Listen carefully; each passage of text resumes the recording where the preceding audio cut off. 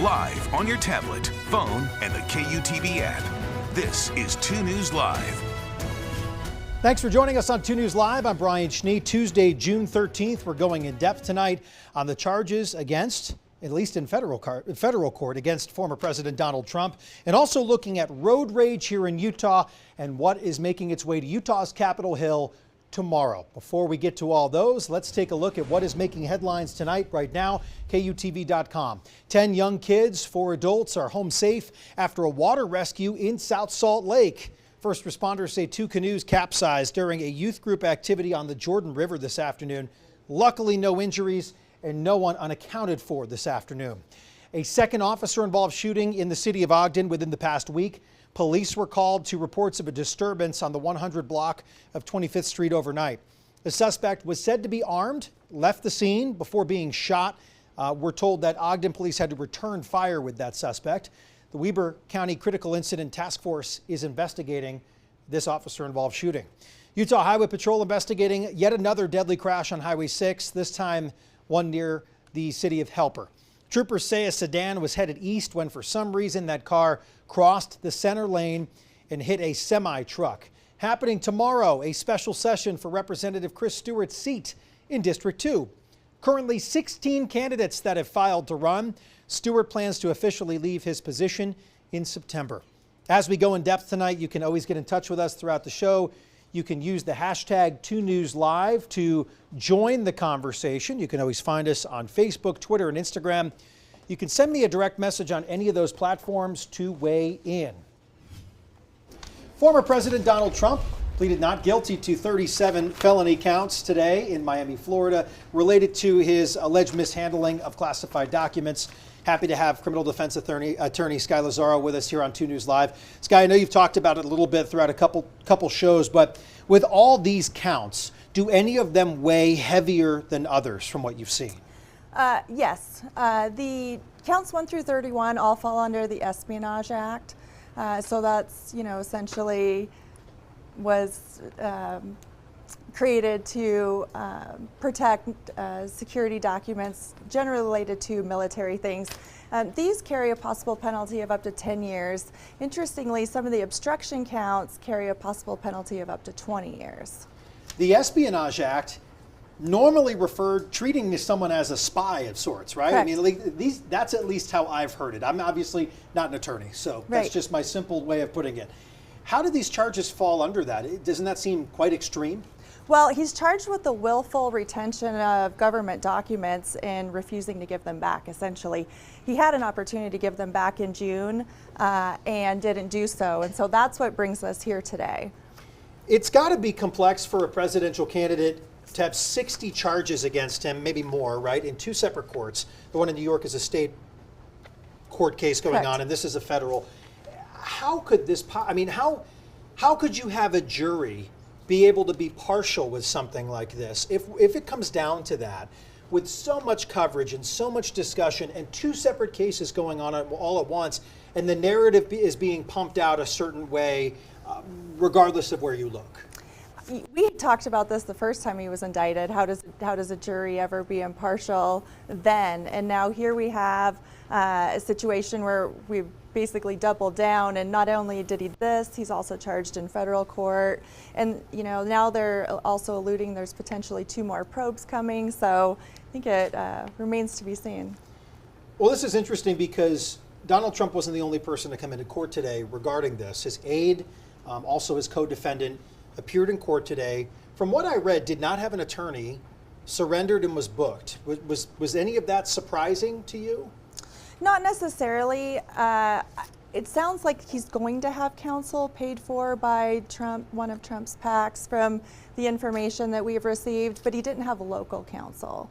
And so he was processed the same way Donald Trump was, and in fact was able to leave after that as well. Okay, so he was just booked early and then released. Correct. And what they did is they just gave him a new court date. So he'll just come back at a later date to be arraigned. Well, this is remarkable. Obviously, this is a president who, a former president now running again, facing federal charges, which all the way around is a first. So as we stand here with just kind of a preliminary of what happened today, What's the next steps in the process in the federal court system for where things go from here? Well, there's a 70-day Speedy Trial Act in the federal system that can be pushed out for numerous reasons: discovery, pretrial litigation, all of those types of things. So I expect this case is going to get pushed out. The other case is set for, I think, trial sometime in March of 2024. I don't think that, this case is probably going to go out past that. All of this comes out when Donald Trump is trying to push out a presidential campaign. So it's very interesting, right? I think he's using it as his platform at this point. Could be, while the others are saying this is a probe against him, right? Or this is clearly, one side against another. So at this point, if you are President Trump, are you going to just go through this whole thing willingly? Do you think he uses social media? Would it be an advisement to not use his Truth Social platform when talking about this if you were his counsel? I mean, I would certainly tell him not to use it. I think that's what got him in trouble in the first place with these, was actually talking about having these documents. And so, yes, I would tell him not to use it. Do I think he will not do that? No, I don't. So what else stands out for you from today? Anything else that we didn't get into? I don't think so. I think it'll be interesting how the aide that was charged with the obstruction and false reporting and conspiracy to conceal things, how that will play into it, whether or not he's going to strike a deal to testify, or if he's going to remain, in Team Trump. So I think that'll be interesting to watch. It'll only get more interesting from here. As always, Skye, thank you for coming in. Thank you for having me. Trump's second indictment, something, of course, we've been following closely since the Department of Justice made the announcement. Download the 2 News mobile app to stay up with the very latest developments. We're not going to stop covering it here. 2 News has been also covering a rise in road rage incidents in the state of Utah, one specifically that took the lives of 2 innocent people. We've also taken a closer look at the lack of state statute protecting drivers from aggressive driving. The conversation has now made its way back to the state capitol. Emma Riley is live there now. Emma, what are lawmakers hoping to accomplish from this? Yeah, I'm outside of the Capitol, where lawmakers will be here tomorrow for a transportation committee meeting to discuss how they can change Utah law. They're comparing it to other states that have different sorts of reckless driving and aggressive driving statutes. It seems that 15 other states have aggressive driving statutes, and Utah is not one of them. Utah does have a reckless driving statute, but it doesn't go into the specifics of aggressive driving. And so tomorrow I think they're going to be comparing, see how Utah matches up and see if there's anything that lawmakers can do to prevent this from happening and prevent those road rage incidents from happening again. Emma, looking into this, the Transportation Interim Committee hasn't had an agenda item like this for quite a while. You and I were discussing this afternoon. How long has it been since they've discussed road rage, aggressive driving firmly as part of one of their topics of discussion? Really long time. It seems like it hasn't been since 1999 that road rage was a topic on the agenda. So it'll be interesting to hear what lawmakers do come up with, kind of what that discussion is like tomorrow, and how they can improve the roads and make it safer for everyone involved.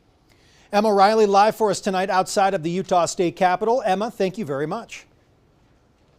Tomorrow afternoon at 4 o'clock on KUTV 2 News, an entire hour dedicated to the topic of road rage. As of late, a few instances involving road rage have been put in the limelight because of lives lost. Well, today I sat down with Senator Todd Weiler to talk about this issue.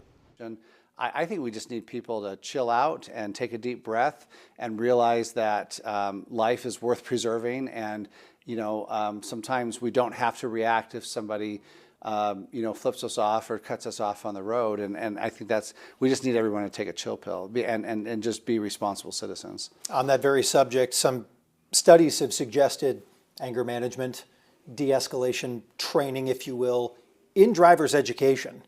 Would that be worthwhile here in Utah? I certainly think it should be on the table. I think that sounds like where we need to go. And part of the problem is people take driver's ed when they're 15 or 16 years old, and a lot of the people engaged in these road rage incidents, that's 30 or 40 years later. And so maybe we need a refresher course. I don't know.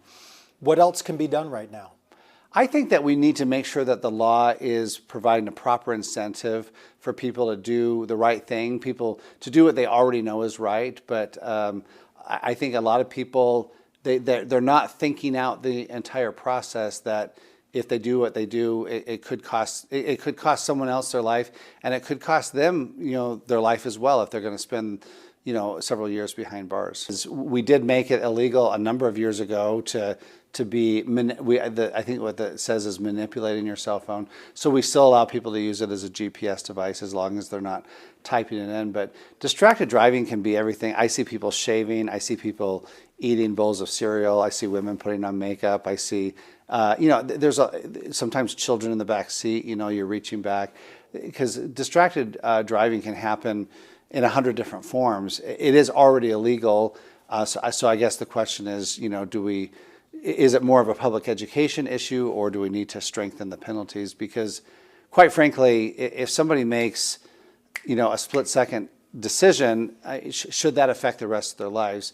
And yeah, it probably should in some decisions if they've taken somebody's life, but it's hard to know where to draw those lines, because we don't want to live in this, police gotcha state where, we're just catching people, for that 1 second of their day where they do something wrong, and then and then they're in jail for 5 years or something like that. So I think we have to be careful. But I think just like we're more water conscious today than maybe we were 5 or 10 years ago because of the Great Salt Lake, I hope that we're more conscientious about the dangers of distracted driving today than we were 5 or 10 years ago. And so I think education's a big component of that.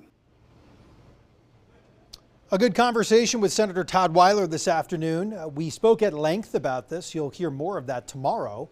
KUTV 2 News at 4 o'clock, a town hall event right here, talking about road rage, what we're seeing in Utah, also some potential solutions. We'll hear from Utah Highway Patrol, Utah Department of Transportation, a victim of road rage, and many others weighing in on the conversation here, including Senator Weiler. It's tomorrow at 4 o'clock on 2 News. And we want to hear from you at home. What do you believe is the main reason for road rage on Utah roadways? Well, scan the QR code on your screen right now to weigh in. Let's check in on this poll here. Some of the options are busy traffic, bad drivers, high levels of stress, running late. Most of you are saying bad drivers are just the main reason for road rage. Not far behind that. Y'all are just too stressed. Calm down. That's the same message Senator Weiler said today, by the way. All of the above? All of the above. Always can see that. Chase, welcome back. Nice to have you. Good to be back. Yeah, Sterling was here yesterday. We talked about lots of things, but we didn't really focus on reservoirs. We talked about some other things, some afternoon thunderstorms. It's nice to see this. This is so encouraging from the water year we've had. That's right. I mean, of course, we talk about Lake Powell and Great Salt Lake, and it's well below normal, and it's staying well below normal, but making a huge dent. But the reservoirs in northern Utah are now full. Wheeler Bay is the lowest right now, but they're still releasing water into the Great Salt Lake, but it's sitting at 92%. But you look at Pineview, Causey, Echo, East Canyon, Rockport, Jordanelle, and Deer Creek, basically completely at capacity, hovering right around 100%. So northern Utah, nice. Right. Did you look at central and southern? Central and southern Utah, not as nice. Some areas well below normal, some areas close to full capacity. So it really depends on that river basin and some of those reservoirs. But again, huge dents compared to the last couple of years. Do you expect some of those numbers to fluctuate depending on location? For this season, I think we're almost done, especially across southern Utah. Most of that snowpack is gone.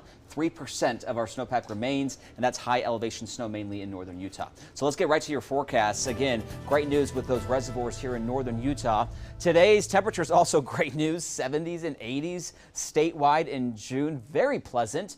Not seeing as many storms. We got the cloud cover this morning that helped keep things pretty stable this morning. But we're still seeing some isolated thunderstorms as our storm system pulls out of the region. So mainly impacting the mountain areas of northern Utah. It does look like the Wasatch Front will stay dry. But here we go. Another storm system knocking on the door. Cold front will actually be moving in by tomorrow evening and night, and we could see some widespread rainfall from that storm system. And you'll see this on Future Track.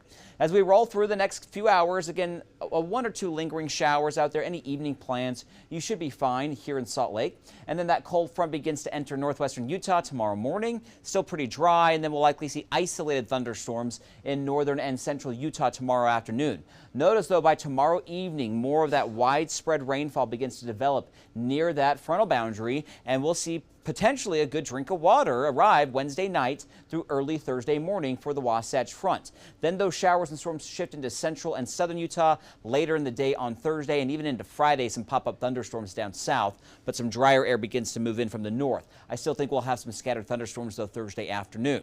Right now, with Wednesday into Thursday morning, it could be a quarter inch for many spots here in northern Utah, with locally higher amounts, maybe even a half inch of rain. Again, central and southern Utah by Thursday afternoon into Friday, you'll see a chance for those storms.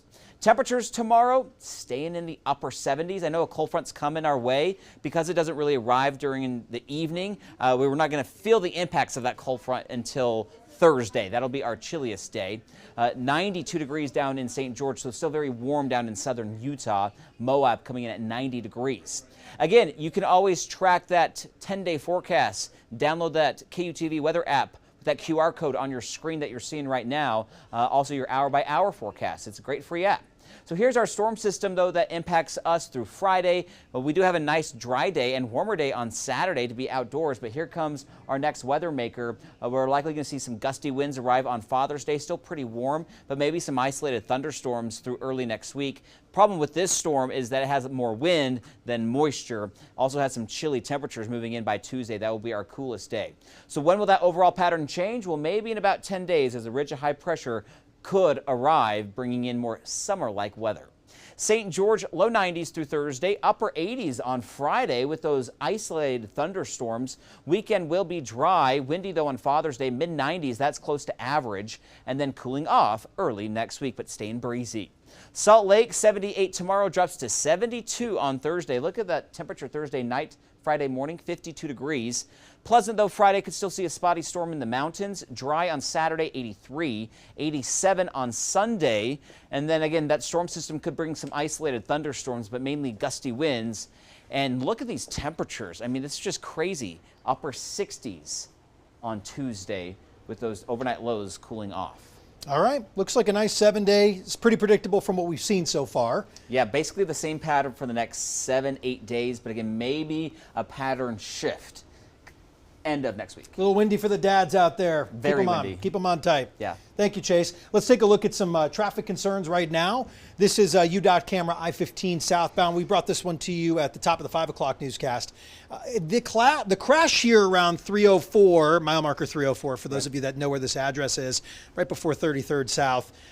This crash that was right here cleared. The other one still at just a few miles north of this, causing part of the traffic snarl, is still there. There's also a couple other traffic concerns as you make your way through Midvale on I-15, also towards the point of the mountain. Southbound? Southbound. All of these going southbound right now. And then once again in Utah County, near American Fork, Pleasant Grove, there's another red patch there. If you are in Weber or Davis, knock on this. Knock on this UDOT camera. You're looking good tonight.